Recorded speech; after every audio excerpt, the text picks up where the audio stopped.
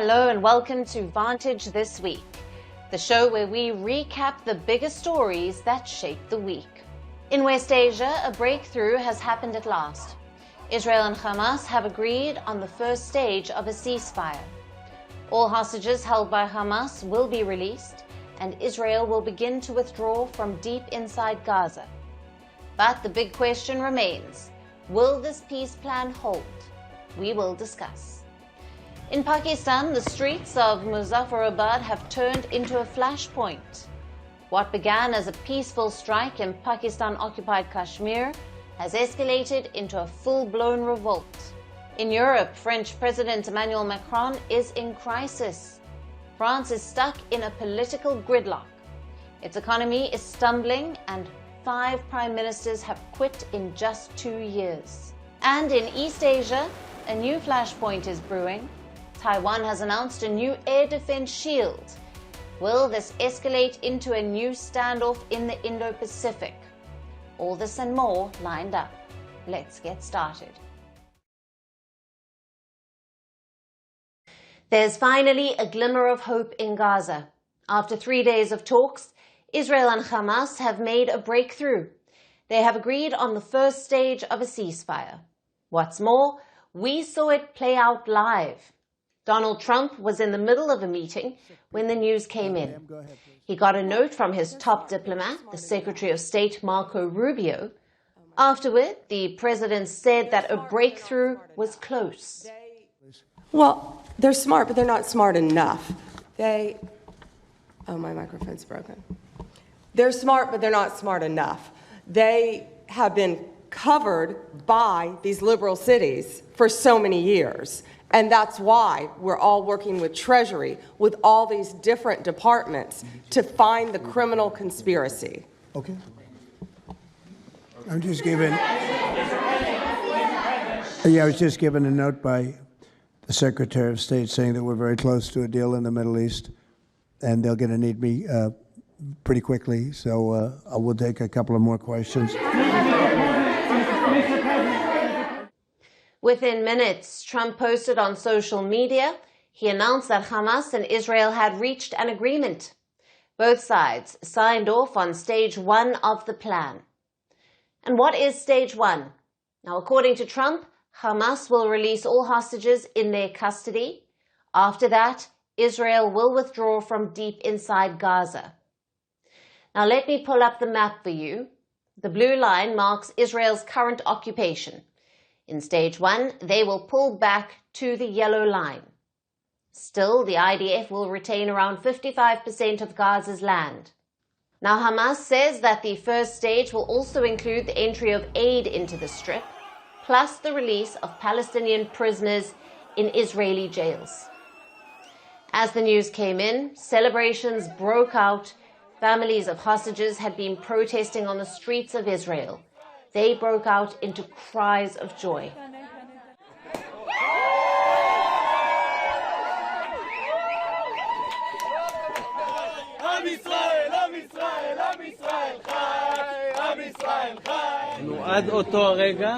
Truly, the joy is deep, but we have to be realistic.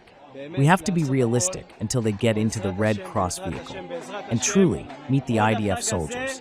Until that moment, we must pray, cry out to the gates of heaven. I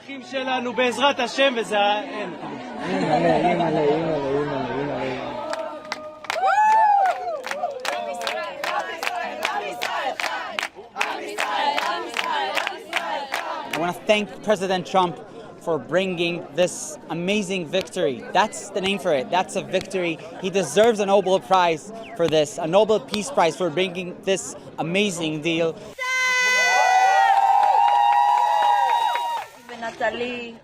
They're coming back. Matan is coming back. I can't breathe. I can't explain what I'm feeling. It's crazy. What do I say to him? What do I do? Hug and kiss him. Just tell him that I love him. That's it. And to see his eyes sink into mine.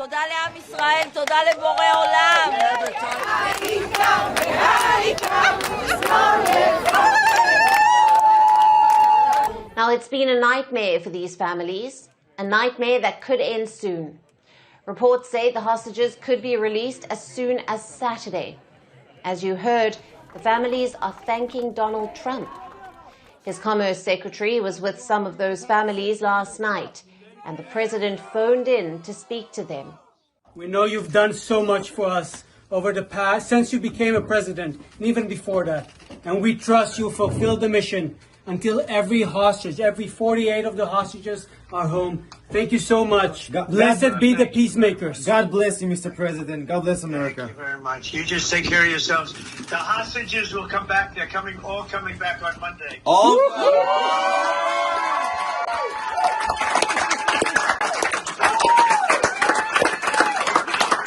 Thank you, sir. Thank you. And what's the sentiment in Gaza? Celebrations broke out in towns like Khan Yunis. At the same time, people are wary. After 2 years of relentless bombing, they are tired and scared.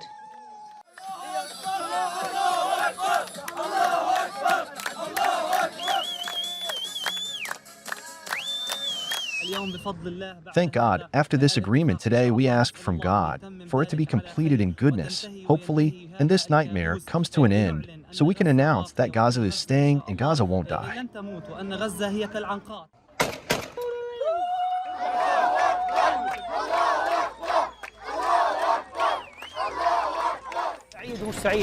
I am happy and unhappy. We have lost a lot of people and lost loved ones, friends, and family. We lost our homes. The house is not only bricks that were destroyed, it is home and a refuge.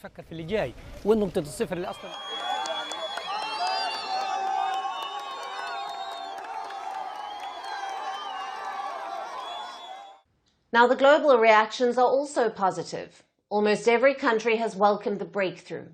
France, Italy, Britain, the entire Arab world, Turkey, Indonesia, India. All of these countries have welcomed the deal. Indian Prime Minister Narendra Modi posted a message on social media, and let me quote what he said. "We hope the release of hostages and enhanced humanitarian assistance to the people of Gaza will bring respite to them and pave the way for lasting peace," unquote.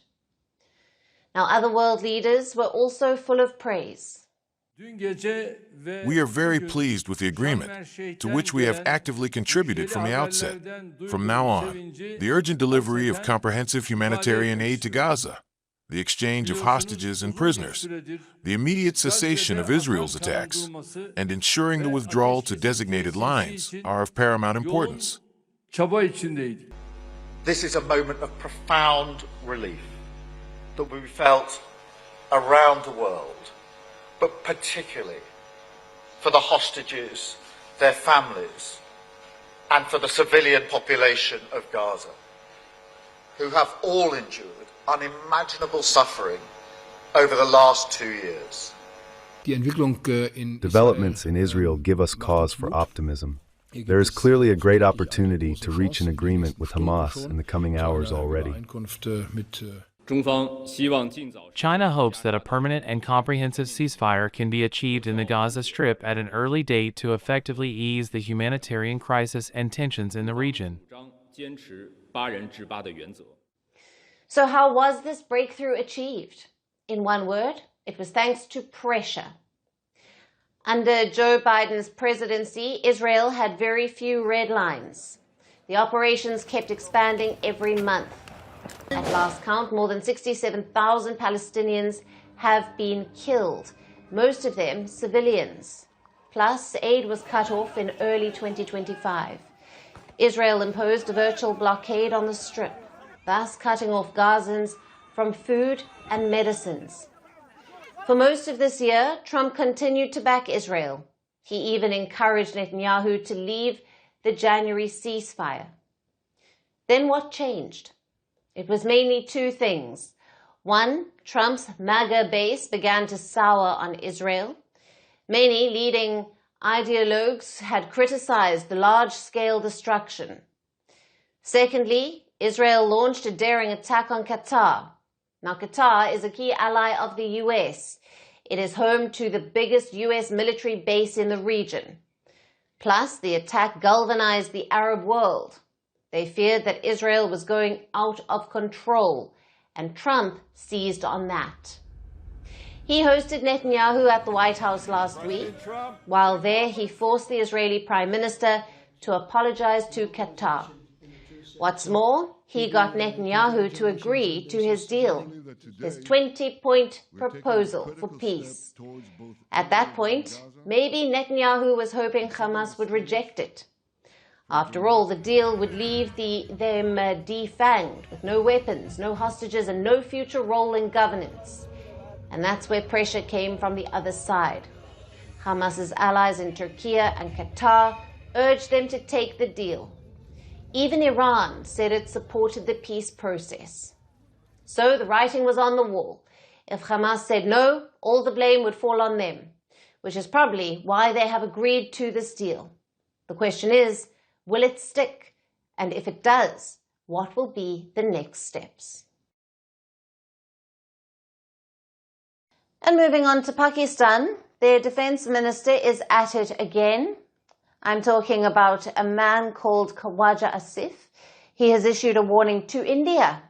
Asif has warned India of severe consequences, saying that Islamabad will bury India under debris of its own warplanes. It comes after the comments of the Indian Army chief. Now, he talked about erasing Pakistan from the world map if it failed to stop terrorism on its soil. Our next report brings you the details.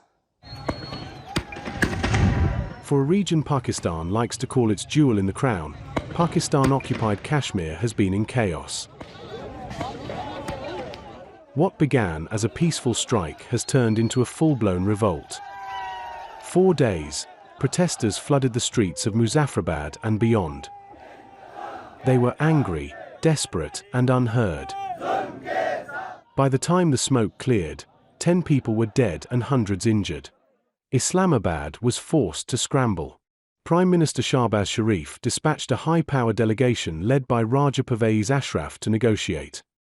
After 2 nights of desperate talks, a 25-point peace deal was announced, 10 billion Pakistani rupees for Pak-occupied Kashmir's electricity system. 2 new education boards. Health cards and diagnostic machines for every district. Promises of tunnels, airports, and infrastructure upgrades, and a trimmed-down local cabinet to cut corruption. It sounded impressive, but only on paper. The truth? These are promises Islamabad has made before. The protests weren't about tunnels. They were about trust, and Pakistan has run out of it.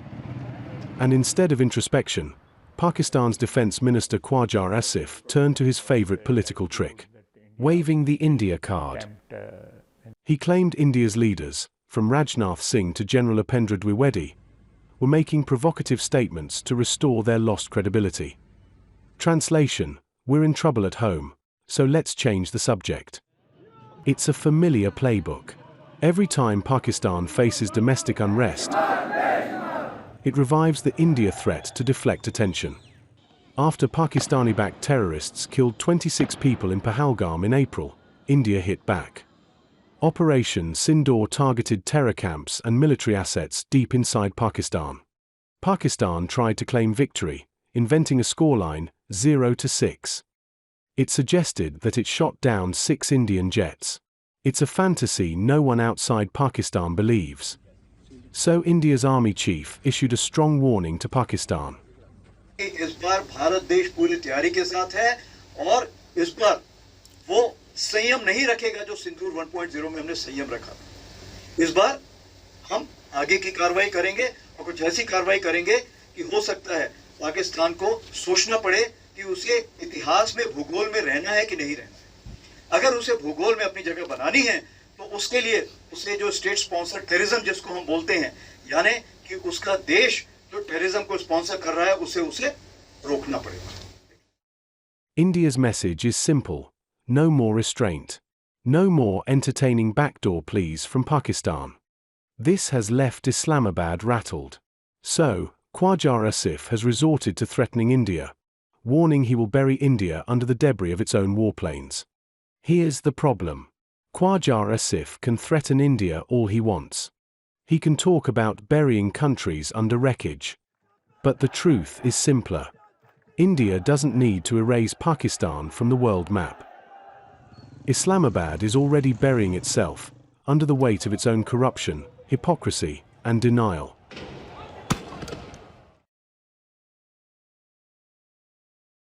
Now let's talk about India and Afghanistan. This week, the Taliban's Foreign Minister Amir Muttaqi is visiting New Delhi. It's the first time a leader from the Taliban regime is visiting India, after the fall of Kabul in 2021. Ahead of this visit, India has made a big move. It joined rivals like China and Pakistan and opposed Donald Trump and the US. This happened yesterday in Moscow. Now, this story is about Afghanistan's Bagram air base. Donald Trump wants it back. He had made the demand last month. President, what goes into retaking Bagram? Does that require boots on the ground? We'll see what happens with Bagram. We're talking to Afghanistan. It should have never been given up. It was the most embarrassing day in the history of our country. There was no reason to give it up. I was leaving Afghanistan. I was the one that got it down to 5,000 soldiers, but we were going to keep Bagram, the air base. This demand was discussed yesterday in Moscow. Officials from 10 countries were present. This included Pakistan, Iran, China, Afghanistan, and the 5 Central Asian countries. At this meeting, a joint statement was issued. It mentions Trump's demand for Bagram. The statement sends an unambiguous message to the US president. Foreign military bases in Afghanistan are unacceptable. India endorsed this position, alongside China, Pakistan, the Taliban, and others. Now, this may not sit well with Trump. He has made public appeals on more than one occasion because Bagram is strategically significant. It is Afghanistan's largest airbase. It served as the backbone of America's military when they were fighting the Taliban there. Trump claims this base was given away to the Taliban and that it should be returned to the US. Bad things are going to happen. That's the warning Trump had issued if Bagram is not returned to the US. The Taliban had rejected the idea. Lately, there have been noises from some people suggesting that we are in talks and negotiations with the Islamic Emirate of Afghanistan to retake Bagram airfield, and that we are supposedly engaging and unable to use force, want to use political engagement to regain this area. To our dear compatriots, to the people of Afghanistan, to the Muslim people of Afghanistan, we assure you that we will not negotiate away even an inch of our soil. That is something that is impossible and cannot happen. Now, India has quietly backed that position too. So what's happening here? There's no grand realignment. India is not choosing the Taliban over the West. India's national interests are guiding its engagements with the Taliban. Remember, India hasn't formally recognized the Taliban regime, but the outreach is growing. So what objectives India is trying to achieve by engaging the Taliban?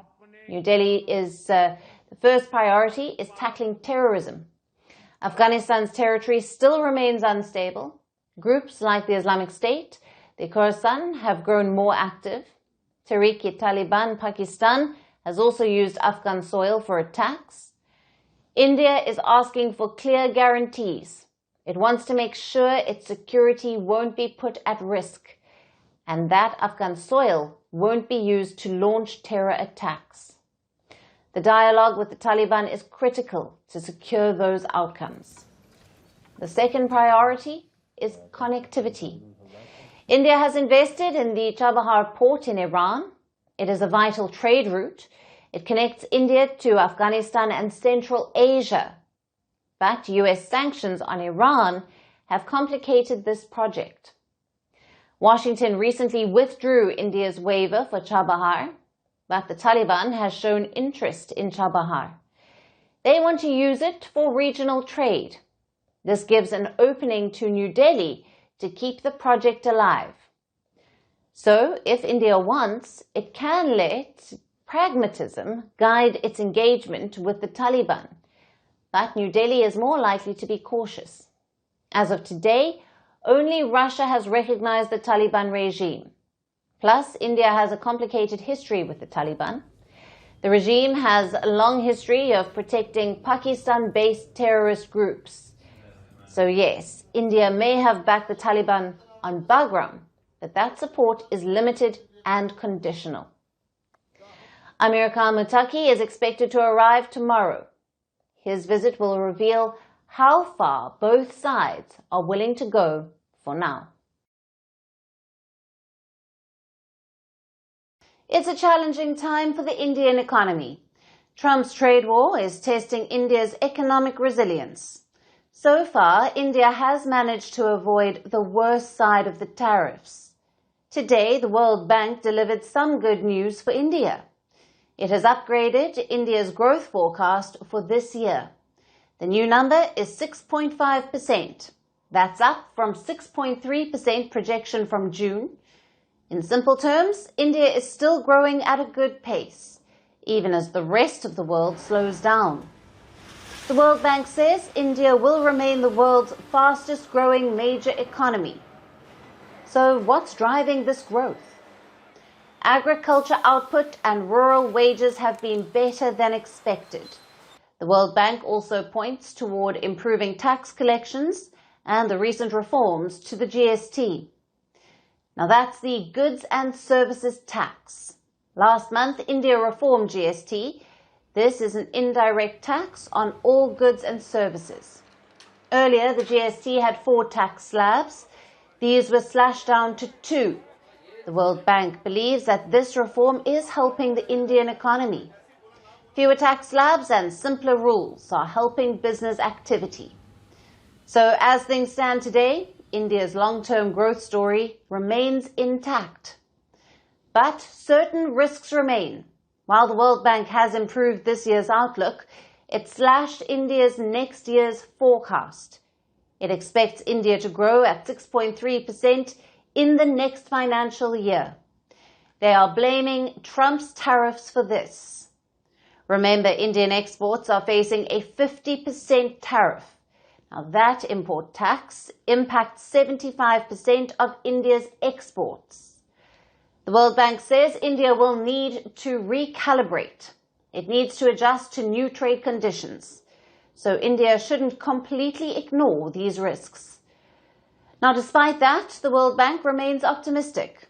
It says India leads South Asia in terms of growth. It credits India's domestic market for its resilience. The consumption and domestic demand, it's providing strength to the economy. It is helping India maintain a growth rate of above 6%. So that's the assessment of the World Bank. A few days ago, S&P put out a similar report. S&P is a global ratings agency. It kept India's growth forecast unchanged. S&P expects India's GDP to grow at 6.5%, just like the World Bank report. The S&P gives a comprehensive assessment on the Indian economy and the factors driving growth. It lists out multiple positives. The S&P says that India's domestic demand remains strong. A good monsoon is supporting agriculture. Government spending remains consistent.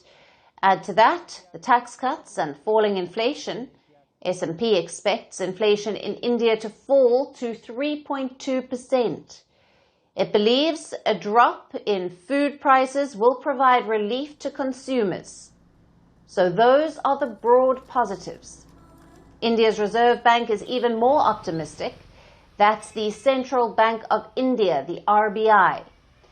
Last week, the RBI raised its growth forecast to 6.8%. The RBI's governor, Sanjay Malhotra, spoke out. He said that India's economy is resilient despite global pressure. What's the RBI's take on the Trump tariffs?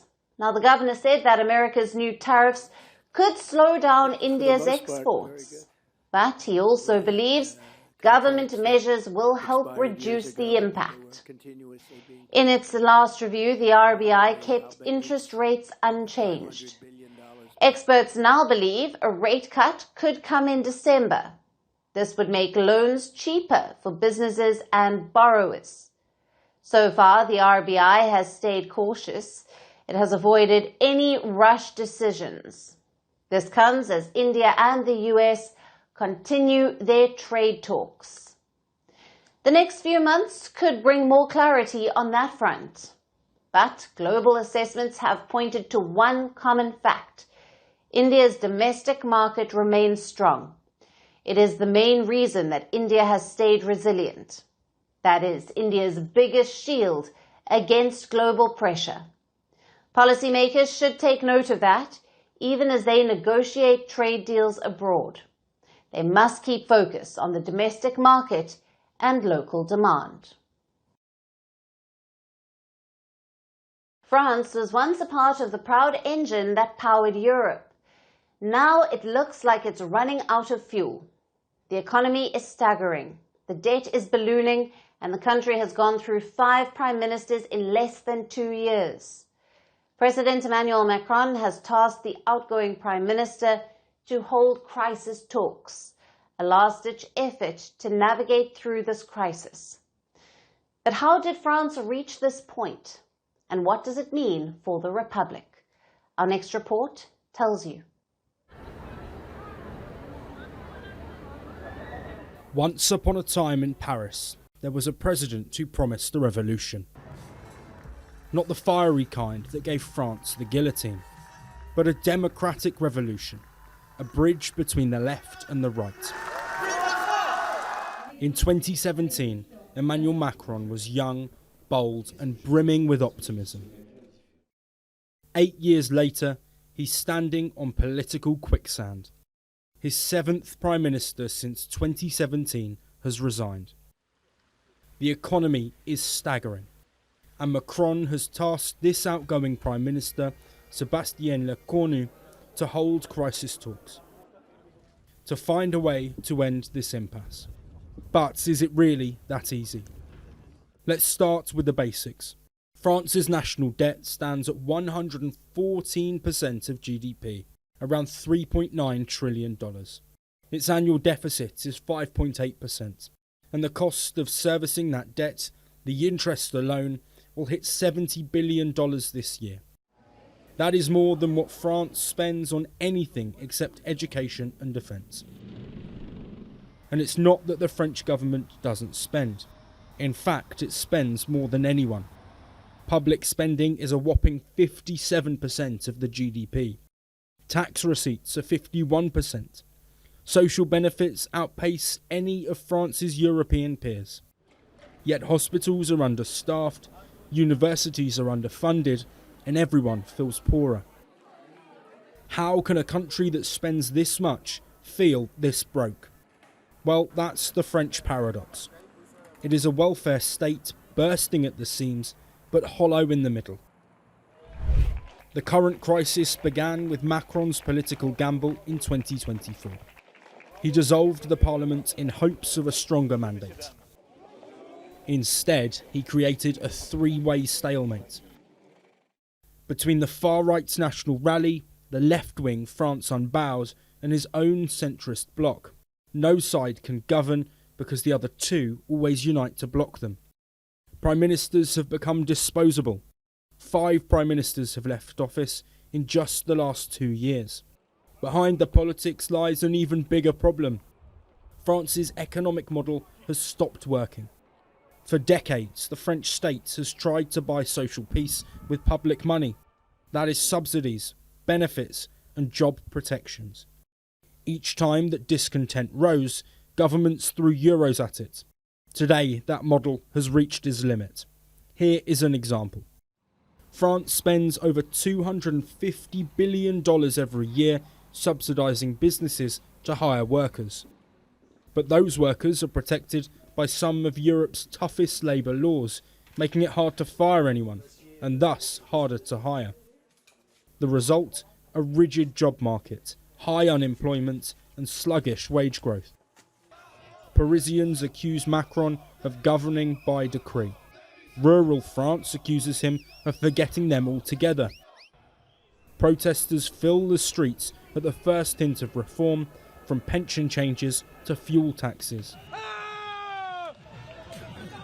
Headlines are calling France the new sick man of Europe. It has been living beyond its means for decades, and no one wants to pay the bill. But that doesn't mean it is another Greece. Of course, France won't default tomorrow, but Paris does face a reckoning. The crisis today isn't just about debt or deficits. It's about belief, a belief that the state can deliver. If France can't fix that, no amount of budgets, bailouts or prime ministers will save it.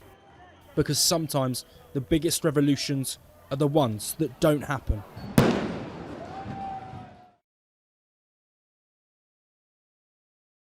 There is a new flashpoint in the China-Taiwan conflict. At the center of it is a new defense project, a new bid by Taipei to protect its skies. Taiwan has announced a new defense project. It is called the T-Dome. The increase in defense spending has a purpose. We aim to achieve three major goals. First, accelerate our building of the T-Dome, establish a rigorous air defense system in Taiwan with multi-layered defense, high-level detection, and effective interception, and weave a safety net for Taiwan to protect the lives and property of citizens. The T-Dome is like Israel's Iron Dome. It's an air defense system. It is supposed to defend Taiwan's skies against any possible missile attacks from China. Taiwan's president made this announcement today on the National Day of Taiwan. He said Taiwan will build a comprehensive air defense system, one that includes different layers of defense, high-level detection, and strong interception capabilities. He didn't mention China by name, but the message was clear. This system is meant to protect Taiwan from aerial attacks. He called it a safety net for the people of Taiwan and said that peace would be maintained through strength. Now, what exactly will the T-Dome do? In simple words, it will link up all of Taiwan's existing air defense systems. The country already has missile defenses. It also deploys American weapons like the Patriot missiles. But right now, these systems are operating in silos. The T-Dome will tie them together into one shield. So that's the plan from Taipei. But how is Beijing responding? In one word, strongly. China's foreign ministry has issued a warning. Beijing said this could push Taiwan into a dangerous situation. China also criticized military ties between Taiwan and the U.S. Lai Ching-te's remarks distort the truth, confuse public perception, and regurgitate the falsehood that democracy confronts authoritarianism. He peddles the separatist fallacy of Taiwan independence, distorts and challenges historical facts and international consensus. This once again exposes his stubborn nature as a troublemaker, creator of danger, and a war maker. China has been engaging in some muscle flexing as well. Just last month, Xi Jinping held a parade. It showed off weapons that could be used in a conflict over Taiwan. Recently, China conducted military drills. They simulated strikes on Taiwan's ports. They even practiced blockade scenarios. So those are the steps on the military front. Beijing is also trying to build diplomatic pressure. China has put forward a sweeping demand before the U.S. It wants the U.S. to issue a declaration. Beijing wants Washington to officially oppose Taiwan's independence. Right now, the U.S. says it does not support Taiwan independence. But that's not good enough for Beijing. They want stronger language. They want the U.S. to go a step further. Reports say that China made this request to the Trump administration recently. Both sides have been engaged in hectic negotiations, mostly around trade issues. China has now included this declaration in its demands. The Trump team has not taken a final decision, but the debate is on. This may sound like a minor request, but for China, words matter.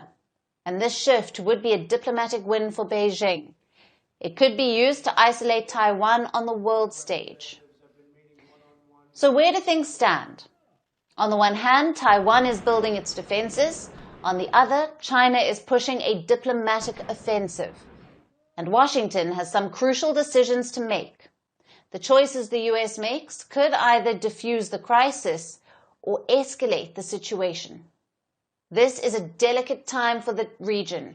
One wrong move could destabilize the entire Indo-Pacific. The goal must be deterrence, not confrontation, and the priority must be peace, not power plays. For years, India's digital story has been told in the language of American logos. Google, WhatsApp, Microsoft, Facebook. But now, New Delhi wants to rewrite that story. And at the heart of this campaign stands an unlikely protagonist. A company called Zoho. It's founded by Sridhar Vembu. 2 decades later, Zoho quietly runs a global software empire. Over 50-plus cloud apps powering everything from CRM systems to spreadsheets. Its business suite rivals Microsoft 365 and Google Workspace. And now it has something new, a homegrown messaging app called Aratai. Now that's Tamil for chat. The government says it's time Indians give it a try. In the past few weeks, India's Education Ministry has made Zoho the official office suite. It is now compulsory for all its departments, phasing out Microsoft and Google tools. Ministers have publicly flaunted presentations made on Zoho. It's part symbolism and part strategy, a bid for digital sovereignty. The idea that India should control its own data, infrastructure, and online ecosystems, one that is free from foreign dependency. And for India's digital self-reliance dream, one symbol might just be Aratai. Now, Zoho's new messaging app that's quietly making waves. It's light, it runs on weak internet connections, it works on low-cost phones, and more importantly, it even has an Android TV version, a feature WhatsApp still doesn't offer. But it's also built with privacy in mind, promising users that their data won't be shared with advertisers or foreign entities. Ministers are already on it, entrepreneurs are praising it, and downloads are surging. For a brief moment, Aratai even overtook WhatsApp on the Play Store charts. But behind the celebrations lies a bigger question. Can it last? India has been here before. There was Coup, which was billed as the Indian Twitter. For a year, it looked like India had built its own social network. Then the funding dried up. The servers went quiet and Coup shut down. There was also Hike Messenger. It was once India's WhatsApp rival. Hike 2 faced a similar fate. Despite millions of downloads, the novelty faded. Users drifted back to WhatsApp. The same story repeated across a dozen short video apps. The likes of Moj, Chingari, and Mitron, they all promised a TikTok replacement, but they all disappeared due to poor innovation and investor fatigue. So why do Indian apps struggle? Because building an app is easy, keeping users is hard. Most Indian platforms fall into what many call the copycat trap, cloning global products without improving them. Zoho has one advantage here. It is profitable and independent. It is also debt-free. But messaging itself is a different beast. Apps like WhatsApp and Telegram operate at massive scales. There are billions of users, and they have server farms across continents. Encryption technologies are perfected over years. For Aratai to compete, it must build a world-class infrastructure. And then there's trust. Indians may love the idea of a made-in-India app, but they also value reliability. Aratai currently doesn't encrypt all messages end-to-end, a red flag for privacy-conscious users. So India's tech story stands today at a crossroads. On one side, there's ambition, the desire to build a very own digital ecosystem. On the other, there's realism. Zoho Zaratai may not dethrone WhatsApp overnight, but that's not really the point. What matters is that India is finally trying to build, not borrow. Imagine this. You pay $440,000 for a report. It is meant to guide how your country penalizes unemployed citizens who miss welfare obligations. You expect data, detail, and due diligence. The kind of work only an army of analysts can deliver. Instead, you get hallucinations, AI hallucinations. Now that's exactly what happened when Deloitte delivered a report to Australia's Department of Employment and Workplace Relations. The document was so error-ridden, it had to be republished. It cited non-existent research papers. There were examples of made-up court cases. Reports even found mentions of fake professors. The main report was uploaded on the 4th of July. It was then re-uploaded to the Adua website last week. This is after the Australian Financial Review reported that errors were found. And here's the twist. Deloitte didn't deny using AI. In the updated report, the firm quietly admitted this. It said it had used OpenAI's ChatGPT 4.0 model through Microsoft Azure.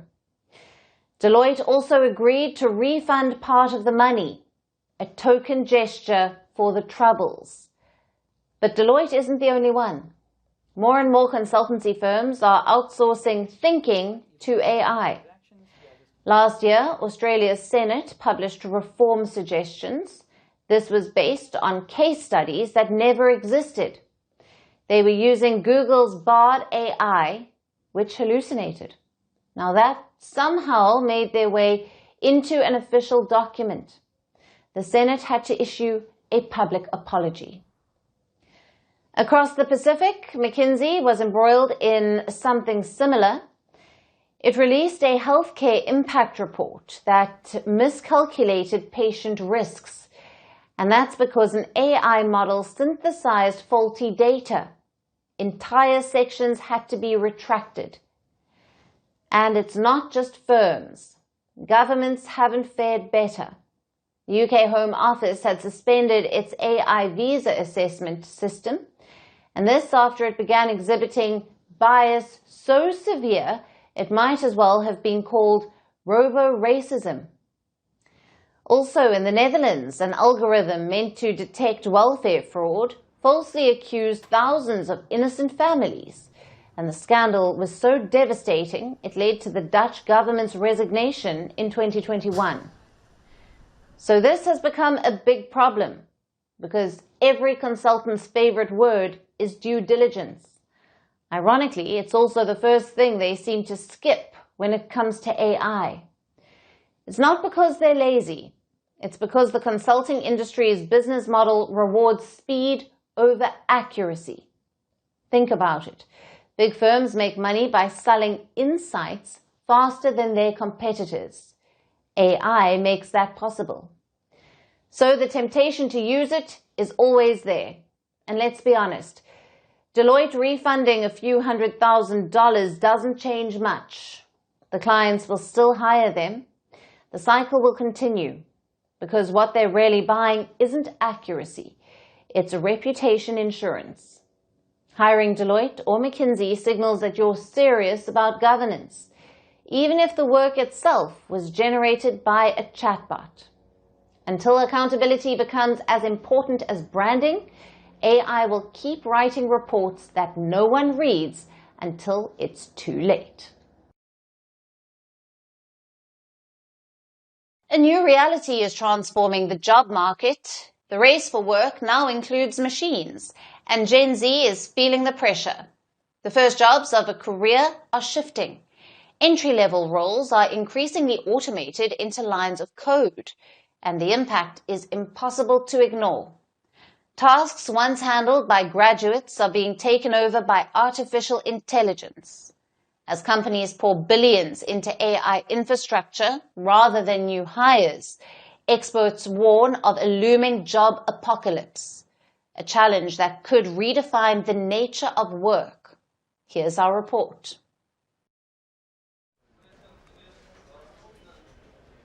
It was once a simple story. You studied hard, you landed that first job, and if you worked your way up, the corner office was yours. But that story is being rewritten by a machine. For Gen Z, the first step into the workforce is starting to vanish. Artificial intelligence is taking the entry-level job and turning it into code. The spreadsheets, the admin, the research. Work that once taught you how a company runs is now being done faster, cheaper, and without a salary. A new global study puts it bluntly. Business leaders are choosing artificial intelligence over new hires. 41% say AI is already letting them cut headcount. 31% now look at an AI solution before hiring a person. 2/5 of those surveyed say junior roles have already been reduced. And a quarter believe most entry-level tasks could soon be automated. This is according to a British Standards Institution survey of 850 business leaders. The survey was conducted across the United States, the UK, France, Germany, China, Japan, and Australia. But behind those numbers is a deeper tension. Leaders say AI is unlocking enormous opportunities. It boosts productivity, it fills skill gaps, and it cuts costs in ways that were once unthinkable. 3/4 of executives now expect new AI tools to deliver results within the next year. But those gains are coming with a cost. Nearly 4 in 10 leaders in the survey admitted that entry-level roles have already been reduced. The disruption caused by AI is now playing out across the workforce. It's not the Gen Z alone who is affected. Companies are cutting jobs and they are starting at the bottom. As of this month, reportedly more than 180,000 tech workers have been laid off globally this year. Entry-level positions are often the first to go. They are predictable, they are process-driven, and they are now easily automated by software that never takes a break. That's why the first step into a company is disappearing. In the United States, data showed entry-level job postings for traditional corporate roles decreased by approximately 15% last year. Another US report this year revealed a dangerous picture. Workers between the ages of 22 and 25 in jobs which are most exposed to AI have seen a 13% decline in employment since 2022. For many, this is the toughest job market they have faced in years. Some are calling it a job apocalypse. But here's the contradiction. Even as businesses shrink their workforces, they are spending more than ever on artificial intelligence. Companies including Microsoft, Google, Meta, and Amazon, among others, are pouring record sums in AI infrastructure. Exciting chapter of search here. The message from boardrooms is clear. Automation is no longer a side project. It is the business model. Efficiency is the priority. And anything that can be automated will be. That shift has consequences far beyond the payroll. Fewer entry-level roles mean fewer opportunities to learn on the job. Without that early exposure, young workers risk missing out on vital skills. And without that first step, building a career becomes harder. So for the Gen Z, the challenge is no longer just to get hired. It is to stay ahead of the machine.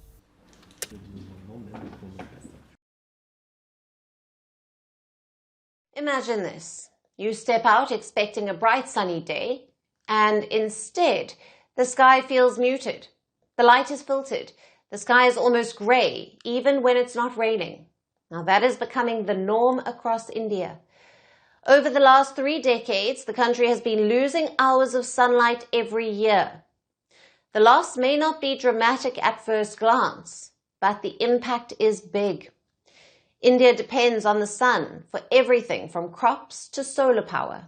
So losing sunlight hours isn't great news. And what's leading to this? Our next report tells you more. For India, the sun is more than a star in the sky. It is the heartbeat of life. The invisible engine that drives agriculture, fuels solar energy ambitions, and shapes culture and daily routines. From the golden fields in Punjab to the rice paddies of the east, sunlight dictates planting, growth and harvest. Historically, Indian calendars and festivals revolved around solar cycles. The country celebrates the sun as both a celestial body and a source of life. Yet over the past 3 decades, that power has been quietly waning. India is losing hours of sunshine each year. This is because of a phenomenon scientists call solar dimming. It's caused by clouds, pollution, and tiny aerosol particles hanging in the air. The North Indian plains have been hit hardest, losing roughly 13.1 hours of sunlight per year. Cities and industrial zones there pump out aerosols. That is tiny particles from vehicles, factories and biomass burning. These particles act like a filter, dimming sunlight before it even reaches the ground. For farmers, less sun means crops grow slower, yields can drop and water stress rises. Even small changes in sunlight can ripple through the agricultural calendar. Along India's west coast, sunshine drops about 8.6 hours per year, especially during the monsoon. Persistent clouds linger even on dry days, so solar panels capture less power. Every lost hour of sunlight reduces electricity generation, slowing progress towards green energy goals. The Himalayan foothills, which once boasted crisp skies, are losing about 9.5 hours of sunlight each year. Less sunlight means changes in snowmelt patterns, and while the mountains seem far away from daily life, the shift has a direct impact on agriculture and drinking water. In the Deccan Plateau, the situation is slightly better. It sees about 3 hours of sunlight lost per year, a smaller drop, but consistent over decades. Dust, industrial haze, and seasonal cloud cover combine to keep skies overcast for longer. The northeastern region also shows only a mild decline of 1.5 hours per year, giving it a slight reprieve. But even here, haze and cloud cover fluctuates. Why is this so important? India's solar ambitions are vast. The country wants to become a global leader in renewable energy. But less sunlight means solar panels are less effective, especially in higher demand regions like the North Plains and West Coast.